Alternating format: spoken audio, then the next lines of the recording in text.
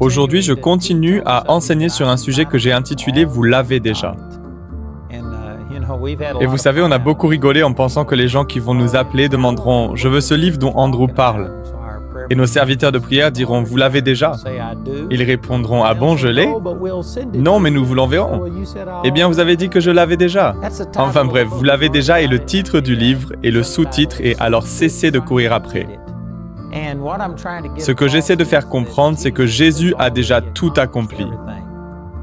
Quand il a proclamé sur la croix « Tout est accompli », c'est qu'il a payé le prix. Notre victoire a été remportée, il est maintenant assis à la droite du Père et il ne guérit personne aujourd'hui. Il ne sauve personne aujourd'hui, il ne délivre personne aujourd'hui. Il l'a déjà fait il y a 2000 ans et tout ce que nous avons à faire, c'est de nous approprier par la foi ce que Jésus a déjà acquis. Et comprendre cette vérité change absolument tout. L'un des bénéfices, c'est de ne plus avoir ce sentiment de devoir faire quelque chose pour faire bouger Dieu.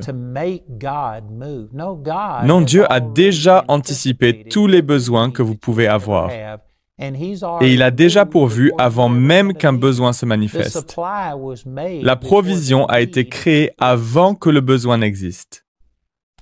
C'est énorme ce que je dis. Et pourtant, la plupart des gens n'arrivent pas à mettre cela en pratique dans leur vie quotidienne. C'est la raison pour laquelle je vous encourage à vous procurer cet enseignement. Parce que j'exprime cette même vérité de différentes manières, si bien que cela changera votre façon d'entrer en relation avec Dieu. Permettez-moi d'utiliser un exemple ici dans Genèse 1. Je ne vais pas prendre le temps de lire tout le chapitre, mais Genèse chapitre 1 est celui où Dieu crée les cieux et la terre. Il a créé la terre ferme, la lune, les étoiles. Il crée toute la végétation que nous avons sur la terre. Il crée tous les animaux sur la terre et dans la mer. Et puis, il crée l'humanité.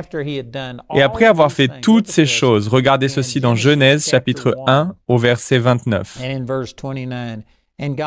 Dieu dit aussi, « Je vous donne », remarquez le temps utilisé, « Je vous donne ». Il n'est pas dit « Je vous le donnerai un jour ». Peut-être que ça arrivera dans le futur.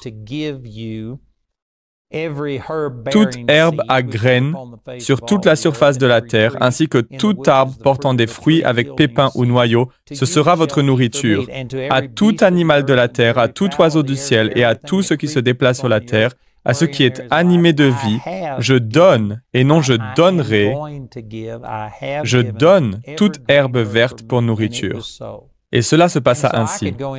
Donc je pourrais donner plus d'explications, mais j'aimerais simplement souligner que le Seigneur n'a pas créé Adam et Ève, puis ils sont venus à lui en disant « Dieu, j'ai faim ». Et il leur a répondu « Oh, eh bien, attendez, laissez-moi vous créer quelque chose à manger ». Non, il a créé tous les fruits, toute la végétation, avant que l'humanité n'existe. Avez-vous déjà réfléchi à cela? Pourquoi Dieu a-t-il créé l'homme en dernier, le 6e jour? Le 6e jour, il créa les animaux et ensuite il créa l'homme. Donc à la toute fin du 6e jour, juste avant que Dieu ne termine le processus de création, et comme il est dit dans Genèse chapitre 2, avant qu'il se repose le 7e jour, la toute dernière chose que Dieu a faite a été de créer l'humanité. Et pourtant, de nombreuses écritures montrent que nous étions vraiment le joyau de sa création. Nous étions au centre de sa création. Tout ce qu'il a créé dans ce monde est pour nous. Il est dit ici qu'il nous a donné toutes ces herbes, tous ces fruits, tous ces arbres. Il nous les a donnés pour nous nourrir, nous et les animaux. Nous étions au centre de la création de Dieu, et pourtant, il ne nous a pas créés en premier.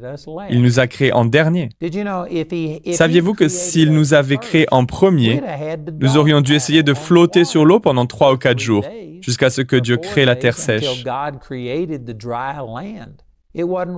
La terre n'était pas encore prête pour nous. Puis quand il a dit qu'il y ait des arbres et qu'il y ait toutes ces choses, les arbres n'ont pas commencé comme de petites graines qui ont pris 100 ans pour devenir matures. Dieu a tout créé à un stade mûr. Il a créé tous les animaux à maturité, puis ils se sont reproduits grâce à une semence. Mais ce que je veux dire, c'est que s'il nous avait créés en premier, non seulement nous aurions dû rester dans l'eau pendant 3 ou 4 jours, jusqu'à ce qu'il crée la terre ferme, mais nous aurions dû esquiver les arbres au fur et à mesure qu'ils poussaient, les montagnes au fur et à mesure qu'elles se formaient, et ce genre de choses. La terre n'était pas prête pour nous. Il nous a créés en dernier, non pas parce que nous étions les derniers en importance, nous étions les premiers en importance, mais la terre n'était pas prête à nous accueillir. Il a tout préparé afin que lorsque nous aurions faim, il n'ait pas à dire « Oh, attends un peu, laisse-moi te créer quelque chose à manger ». Non, il a anticipé le besoin et il a créé une abondance de nourriture sur cette planète. Vous savez que nous sommes aujourd'hui plus de 7 milliards d'habitants sur la Terre et que Dieu n'a jamais créé de nouveaux aliments. Il n'a jamais créé de nouvelles sources de nourriture. Il a tout créé au commencement et cette terre fait vivre aujourd'hui plus de 7 milliards de personnes. Il a créé tout cela alors qu'il n'y avait qu'Adam et Ève. Il a créé un monde abondant. La création est surabondante, c'est simplement époustouflant. Il n'a pas attendu que nous ayons besoin de respirer et que nous le supplions, « Dieu, je dois respirer, je vais mourir si je ne respire pas » pour créer l'air. Non, il a créé l'air et a anticipé nos besoins. Il a fait en sorte que les arbres absorbent le dioxyde de carbone que nous expirons. Cela les nourrit, puis les arbres produisent de l'oxygène. C'est ainsi que cet écosystème, la Terre entière, se reproduit et se nettoie elle-même. Donc Dieu a anticipé toutes ces choses. Et de la même manière, lorsque vous êtes né de nouveau, Dieu a anticipé tous vos besoins, dont la guérison dont vous pourriez avoir besoin, ce qui signifie que vous n'avez pas besoin que Dieu vienne vous guérir. J'entrerai dans plus de détails par la suite, mais dans le premier chapitre du livre aux Éphésiens, à partir du verset 18 jusqu'à la fin du chapitre, il est dit qu'il a déjà mis en vous la même puissance qui a ressuscité Jésus-Christ d'entre les morts. La puissance de la résurrection à l'intérieur de vous. Elle n'est pas quelque part à l'extérieur et il vous faut prier pour qu'elle descende. Ne pas dire une parole de travers et dire tout ce qu'il faut. Et si vous faites tout et appuyez sur tous les bons boutons, alors Dieu vous l'accordera. Non, elle est déjà à l'intérieur de vous si vous êtes né de nouveau. Vous avez déjà la puissance de faire revenir les morts à la vie. Il savait que vous en auriez besoin. Donc lorsque vous avez besoin de guérison, vous n'avez pas besoin de dire « Oh Dieu, s'il te plaît, guéris-moi ». 1 Pierre 2, 24 dit « C'est par ces blessures que vous avez été guéris. C'est déjà fait. » Vous n'êtes pas en train de vous diriger vers la victoire. Vous avez la victoire. Jésus a déjà triomphé de la maladie, des infirmités, de l'oppression, de tout. Il a déjà remporté la victoire. Et cette victoire vit à l'intérieur de vous. Cette victoire s'appelle Jésus et vous avez sa nature et sa puissance qui vivent à l'intérieur de vous. Vous n'avez pas besoin que Dieu descende et fasse quoi que ce soit.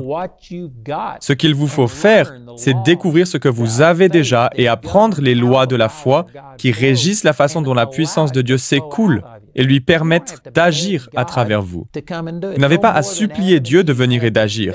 Pas plus qu'Adam et Ève n'ont eu à supplier Dieu de les nourrir. « Oh Dieu, aide-moi à respirer ». Non, il avait anticipé chaque besoin et il avait créé la provision avant que le besoin n'existe. De la même façon, Dieu a fait le nécessaire pour vous avant que vous ayez un besoin. Si vous rencontrez des difficultés financières aujourd'hui, il est dit dans Deutéronome 8, 18 que « Souviens-toi au contraire que c'est l'Éternel ton Dieu qui te donne la force de parvenir à la prospérité, et qu'il le fait aujourd'hui pour tenir envers toi les engagements qu'il a pris par serment en concluant alliance avec tes ancêtres. Dieu ne nous donnera pas de richesse à proprement parler. Il y a beaucoup de gens qui regardent cette émission et qui ont besoin d'un miracle dans leurs finances. Vous ne cessez de prier et de demander à Dieu de vous donner de l'argent, mais Dieu ne donne pas d'argent. Dieu vous a donné la force de parvenir à la prospérité, une onction pour obtenir des richesses, la capacité de devenir prospère. Et vous devez opérer dans la foi et ensuite commencer à utiliser vos mains, à faire quelque chose, et c'est ainsi que vous pourrez produire la richesse. Mais Dieu n'a pas d'argent au paradis. Vous savez que les rues y sont pavées d'or. L'or est important pour nous. Nous le mettons dans des banques. Dieu, lui, le met dans ses rues. Il ne signifie rien au ciel. L'argent n'existe pas au paradis. Dieu n'a pas d'argent à vous donner, mais Dieu vous donne une puissance, une onction pour obtenir la richesse. Vos mains sont bénies. Deutéronome chapitre 28, verset 8 dit que Dieu bénira l'œuvre de vos mains. Alors commencez à utiliser vos mains, commencez à faire quelque chose et Dieu le multipliera de façon surnaturelle. Mais saviez-vous que 100 fois 0 égale 0? Et il y a beaucoup de gens qui demandent à Dieu de leur donner de la richesse. Et ils sont assis là, ils ne font rien, ils ne travaillent pas, ils n'ont aucune activité, ils ne cherchent même pas à travailler. Ils ne font rien, mais ils aimeraient que l'argent tombe du ciel. L'argent ne tombera pas du ciel. Dieu ne va pas contrefaire de la monnaie américaine, anglaise ou britannique. C'est la même chose pour chaque nation sur cette planète. Dieu ne va pas contrefaire votre monnaie. Mais Dieu vous a donné une onction. Commencez à faire quelque chose de vos 10 doigts et il commencera à le bénir et il pourvoira surnaturellement à vos besoins. Mais vous voyez, Dieu n'est jamais pris par surprise. Si le médecin vous annonce que vous avez un cancer, qu'il ne vous reste que peu de temps à vivre, vous n'avez pas besoin d'aller voir Dieu et de lui dire « Oh Dieu, le médecin a dit ceci et cela, qu'est-ce que je vais bien pouvoir faire?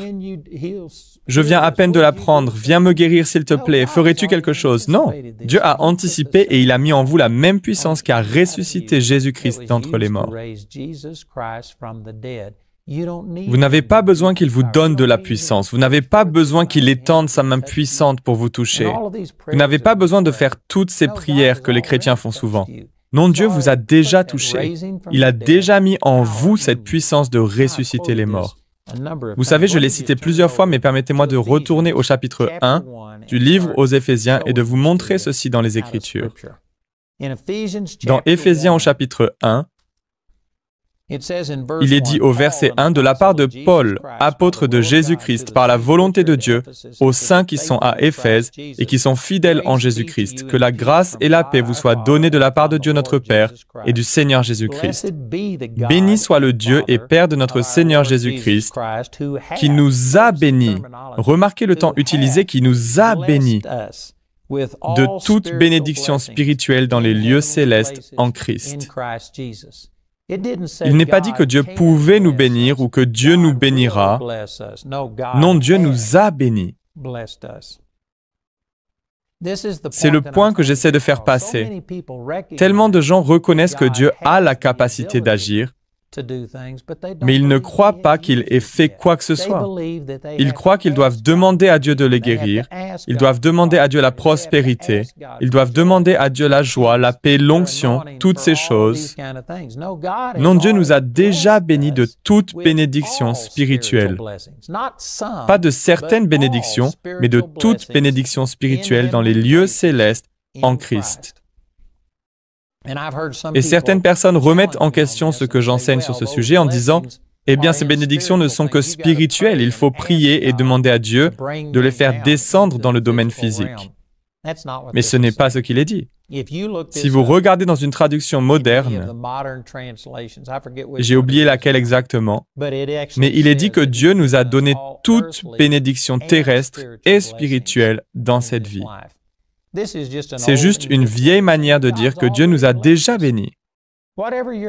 Quoi que vous demandiez à Dieu de faire, il l'a déjà fait. Si vous demandez à Dieu de vous guérir, sachez qu'il vous a déjà guéri. 1 Pierre 2,24 dit « Lui qui a lui-même porté nos péchés dans son corps à la croix, afin que, libérés du péché, nous vivions pour la justice, c'est par ces blessures que vous avez été guéris. » Il n'est pas dit que vous alliez être guéri, que vous pouviez être guéri, qu'il est possible que vous soyez guéri un jour, non. Vous avez été guéris. Jésus a placé cette puissance de ressusciter les morts à l'intérieur de vous. Je vais continuer à parcourir Éphésiens chapitre 1 verset par verset, mais laissez-moi juste vous lire le verset 19 où il est dit que Paul prie pour que Dieu illumine les yeux de votre cœur pour que vous sachiez quelle est l'infinie grandeur de sa puissance qui se manifeste avec efficacité par le pouvoir de sa force envers nous qui croyons. Cette puissance, il l'a déployée en Christ quand il a ressuscité, l'a fait asseoir à sa droite dans les lieux célestes. Il prie pour que vos yeux soient ouverts, il ne prie pas pour que Dieu vous donne cette même puissance. Il prie pour que vos yeux soient ouverts à ce que vous avez déjà. Vous avez déjà la même puissance qui a ressuscité Jésus-Christ d'entre les morts. Cette puissance n'est pas quelque part à l'extérieur. Vous n'avez pas à prier et à demander à Dieu de vous la donner. Elle est en vous. Vous l'avez déjà si vous êtes né de nouveau. Si Jésus vit à l'intérieur de vous, il n'a pas seulement mis un tout petit peu de lui-même à l'intérieur de vous. Il n'est pas venu mettre une toute petite portion de lui dans votre vie. Jésus, dans toute sa puissance, avec toute sa capacité, vit à l'intérieur de vous. Tout ce qu'il a et tout ce qu'il est vit à l'intérieur de vous. Vous l'avez déjà. Vous n'avez pas besoin de demander à Dieu, « Oh Dieu, s'il te plaît, donne-moi un peu plus de puissance. Dieu, donne-moi plus de foi. » Je vais enseigner sur ce sujet plus tard dans cette série. Mais vous avez déjà en vous la même foi que celle qui a servi à ressusciter Jésus-Christ d'entre les morts. Vous n'avez pas un problème de foi, vous avez un problème de connaissance. Vous ne savez pas ce que vous avez. Et c'est la raison pour laquelle la parole de Dieu est si importante. Nous devons la méditer, apprendre ces choses, découvrir notre véritable identité et ce que nous avons dans l'esprit. Mais vous êtes déjà bénis de toute bénédiction spirituelle dans les lieux célestes. Vous êtes déjà bénis. Et pourtant, combien de personnes prient « Oh Dieu, s'il te plaît, bénis-moi » Il y a des gens qui viennent à moi tout le temps. Pour une raison quelconque, il semble que les personnes en Afrique soient plus nombreuses à faire cela que les autres. Il est rare que je parle à un Africain qui ne me demande pas « Pourriez-vous me bénir ?» Et je leur cite toujours ce verset, que vous êtes déjà bénis. Que puis-je faire que Dieu n'a pas fait ? Eh bien, je sais cela, mais pourriez-vous me bénir? Et vous savez, je comprends ce qu'ils veulent dire, mais c'est vraiment une mauvaise attitude. Quand vous me demandez de vous bénir, que puis-je faire que Jésus n'a pas déjà fait? Vous êtes déjà bénis. Et pourtant, la plupart des gens pensent avoir besoin d'une bénédiction de Dieu. J'ai besoin que Dieu me touche. J'ai besoin que Dieu me donne plus. Je rencontre tout le temps des gens qui disent « Plus Dieu, plus, oh Dieu, donne-moi plus ». Il est vrai que vous pouvez expérimenter plus que ce que la plupart d'entre nous expérimentons. Mais Dieu ne peut pas vous donner plus. Quand vous priez « Oh Dieu, j'ai besoin de plus de toi », sachez que vous ne pouvez pas avoir plus de Dieu. Vous avez la plénitude de la divinité qui habite en vous. C'est ce qui est dit dans Colossiens chapitre 2, versets 9 et 10. Et vous êtes complet en lui. Vous n'avez pas besoin que Dieu vous donne plus. Où Dieu va-t-il aller pour trouver ce plus que vous réclamez? Il est dit que nous avons tous reçu de sa plénitude et grâce sur grâce. C'est tiré du chapitre 1 de l'évangile de Jean. Il me semble que c'est autour du verset 17, quelque part par là, 16 ou 17. Nous avons tous reçu de sa plénitude. Vous avez reçu la plénitude de Dieu qui vit à l'intérieur de vous. Quand vous demandez « Oh Dieu, j'ai besoin de plus de toi », où Dieu va-t-il trouver plus de lui à vous donner? Maintenant, vous pouvez en puiser davantage, je comprends cela. Vous pouvez renouveler votre pensée et placer votre pensée sous le contrôle de l'Esprit et vous pouvez expérimenter plus de Dieu. Vous pouvez aussi manifester plus de Dieu. Il y en aura toujours plus parce qu'aucun d'entre nous n'a expérimenté la totalité de ce que Dieu nous a donné. Mais si vous dites « Oh, j'ai besoin d'une bénédiction, j'ai besoin de plus de toi. Oh Dieu, donne-moi plus de foi, donne-moi plus de joie. » Alors que la Bible dit dans Galates 5, 22 que vous avez l'amour, la joie, la paix. Vous avez déjà la joie. Dieu n'a pas davantage de joie à vous donner. Il n'a pas davantage de grâce à vous donner. Il n'a pas davantage de paix à vous donner. Maintenant, vous pouvez expérimenter plus de grâce, plus de foi, plus de joie, plus de paix à l'œuvre en vous en renouvelant vos pensées et en vous soumettant à l'Esprit. C'est l'objet de cet enseignement. Nous pouvons régler notre récepteur sur Dieu afin de recevoir ce qu'il nous a déjà donné, mais vous n'avez pas besoin de supplier Dieu pour qu'il vous en donne plus. Vous devez découvrir ce que vous avez déjà reçu et commencer à l'utiliser. Je sais que cela va complètement à l'encontre d'une majeure partie de ce qu'enseigne le christianisme aujourd'hui. La plupart des chrétiens se lamentent en permanence. « Oh Dieu, je ne suis rien, je n'ai rien, je ne peux rien faire, mais je sais que tu peux tout faire. Pourrais-tu, s'il te plaît, faire quelque chose? Viens me toucher et libérer ta puissance. Viens guérir mon corps, je t'en prie, envoie-moi une bénédiction financière. » C'est là qu'en sont la plupart des chrétiens. Et pourtant, ce n'est pas ce que Paul enseigne. Paul dit, « Béni soit le Dieu et Père de notre Seigneur Jésus-Christ qui nous a bénis de toute bénédiction spirituelle dans les lieux célestes en Christ. » Vous êtes déjà bénis. Mais c'est dans votre esprit. Ce n'est pas dans votre âme. Ce n'est pas dans votre corps. Vous devez y puiser. Et comment extraire ce dont vous avez besoin? Vous devez d'abord croire que vous l'avez déjà. Je vous renvoie à un verset que j'ai beaucoup utilisé, Philémon chapitre 1, verset 6, où Paul priait pour Philémon et où il a dit « Je prie pour que ta participation à la foi soit efficace pour la cause de Christ en faisant reconnaître en nous toute espèce de bien. » Reconnaître quelque chose implique d'admettre la réalité de cette chose, d'admettre que c'est déjà fait. Reconnaître quelque chose, ce n'est pas demander que cette chose soit faite. On reconnaît ce qui a déjà été fait. Vous devez reconnaître ce qui est déjà en vous. Dieu vous a déjà donné tout ce pourquoi vous priez. C'est déjà en vous. Vous devez simplement le faire sortir. Et pour cela, la première étape est de reconnaître que vous l'avez. La première étape est de croire que vous êtes béni. Et vous pourriez dire, eh bien, je regarde sur mon compte et il est écrit que je ne suis pas béni. Il est dit que je suis à découvert. Il se peut que vous ne puissiez pas le voir sur votre compte, que vous ne puissiez pas le sentir dans votre corps, que vous ne soyez pas capable de le ressentir dans vos émotions. Vous ne pouvez peut-être pas vous regarder dans le miroir et voir le mot « béni » écrit sur votre front, mais dans le domaine spirituel, vous êtes déjà béni et tous vos besoins sont comblés.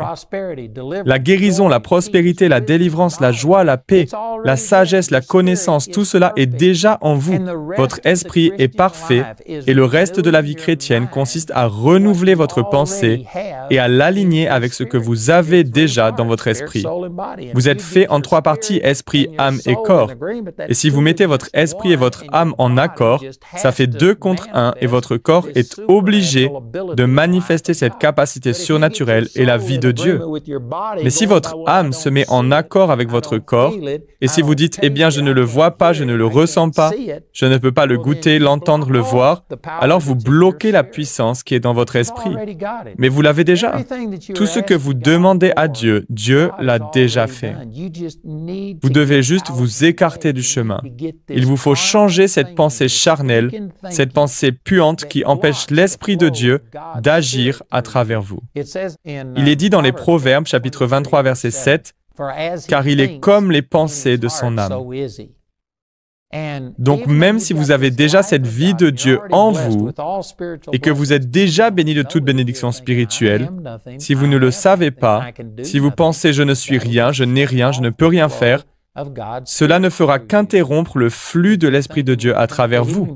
Si, en ce qui concerne la guérison, vous pensez « mais je suis malade », voici le rapport du médecin, c'est ce que mon corps ressent.